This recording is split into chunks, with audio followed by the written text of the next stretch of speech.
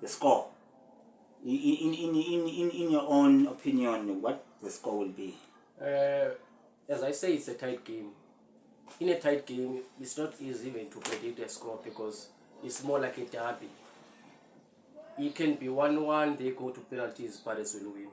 Or it can go to extra time, Pirates end up winning. It's a tight game, so it's not easy to say. I can be if I can tell you which goals or which score they're going to score, I will be lying. But I say tight game, but the results will favor Pirates. But my last question again, it's do you see this game is going on penalty, or do you see this game end in 90 minutes, or do you see this game go over 90 minutes? What is your take again based on that? You see, now it's like you're asking me the same question that I already answered. It's a cup game. It's two big teams. It's two big great teams.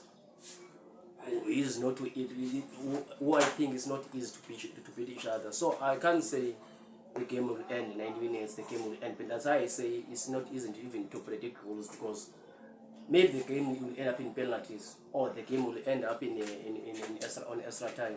So I can't say this game will end up on penalties or will end up on extra time.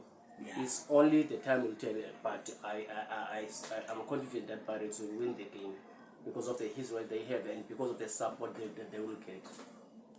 And even the form that we have. If you look up front, we have Mabasa, who is a top goal scorer. We have this young boy, who's on form. We have a right back, Lebitso, who's back from injury. We have also Marco, that we're missing a lot, who's playing as our left back. And then all our defenders are back, our midfielders are back. So in terms of injuries, we are free. So it will be easy for our coach to select his first 11. Okay, thank you very much to have you in my xhosa predictors. See you next time. Sharp.